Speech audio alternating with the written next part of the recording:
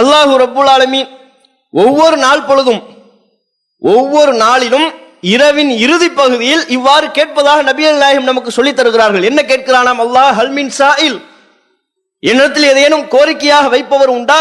ஃபஉதியஹு, அவர் கேட்பவற்றை நான் வழங்குவதற்கு தயாராக இருக்கிறேன். ஹல்மின் முஸ்தக்ஃபிர், பாவ மன்னிப்பு கேட்பவர் உண்டா? அவருடைய பாவத்தை மன்னிப்பதற்கு நான் தயாராக இருக்கிறேன், பாவ மன்னிப்பு வழங்குவதற்கு நான் தயாராக இருக்கிறேன் என்று அல்லாஹு ரப்புல் ஆலமீன் ஒவ்வொரு நாள் இரவின் இறுதி பகுதியில், ஏதாவது கேட்கிறவங்க கேளுங்கப்பா, அந்த இரவின் இறுதி பகுதியில் கேட்கிற பிரார்த்தனைக்குன்னு ஒரு மகிமை இருக்கிறது, அதற்கென்று ஒரு மகத்துவம் இருக்கிறது. அந்த நேரத்தில் நாம் கேட்கிற பிரார்த்தனைக்கென்று அல்லாஹ்விடத்தில் தனித்த ஒரு கவனம் இருக்கிறது.